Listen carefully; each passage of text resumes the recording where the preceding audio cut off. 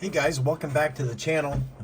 This is my first update on this American LaFrance kit that we're working on.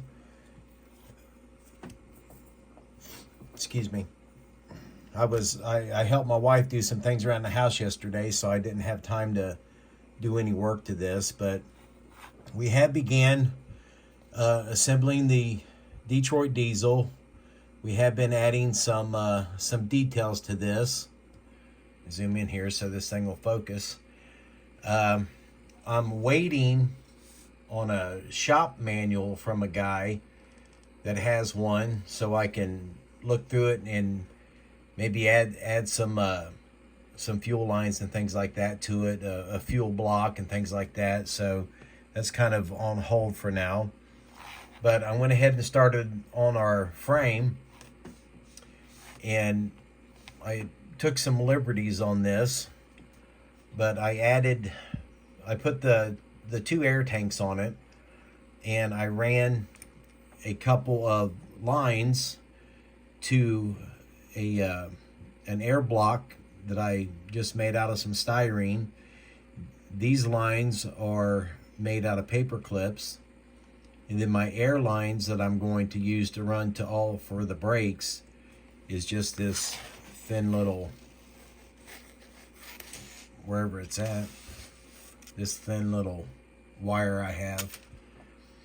But I'm calling this my air distribution block, because we've got two tanks that are joined, and one side runs into one side runs into the other. But you'll notice on the wheels here, the front air brakes have two receptors, and the rears only have one. That thing's falling out. This is all just kind of test fitted right now. But what I'm going to do is I'm running two into the front, and I don't know if you can see it, but I drilled 4 holes back here, so there'll be one line ran to each one of these brake cylinders, I guess they're called, air cylinders, whatever. And then up here we've got the front. Then these two will come down and run all the way back to the rears, one for the right side, one for the left side. And then we made our own shocks for it.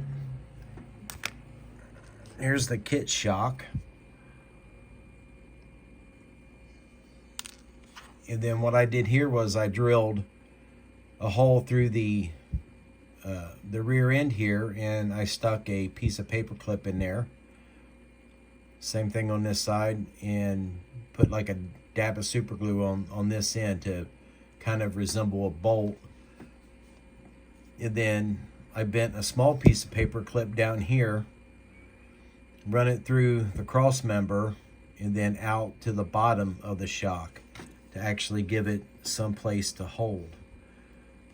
And when all this dries real well, I'll nip this off this piece off here a little bit, but this will never be seen. Well, it might if I don't glue the body on. But that's where we're at right now. I've done my traditional 100 thousandths rod through the rear end all the way through. I will drill out the wheels so that when I stick them on there, I'll have something really good and sturdy to glue to, because I don't like my models to roll. And then up here in the front, what we'll do, I didn't use the small little king pins that come in the kit. I'll let this dry up for 3 or 4 days, then I will drill a 100 thousandths hole in that, stick a piece of rod through there, and then into the back side of the front wheel. But that's all we've gotten accomplished so far. But I mean, that's a lot for a day and a half that I've actually only worked on this. But it's coming along. I'm hoping to really bring some good detail out in this. and try to make it look better than box stock, but not go overboard, so to speak. I don't want to super detail anything because I really don't know how to do that. But I did add some braces here for the rear end. Probably not prototypically correct, but you know, whatever. It's there. I drilled a hole for the rear end drain. We have to make that plug yet for that. But I thought about, you know, doing these airlines with the silver wire that I have, but I think it might be a little too small. So I'm just going to stick with this red hose that I have. I've got black too. I might do black because I think I'm going to paint this frame all red, and then I'll run the lines after I paint it and get it all once it dries up. All right, well that's all we got, and thanks for watching, and we will see you guys in the next video.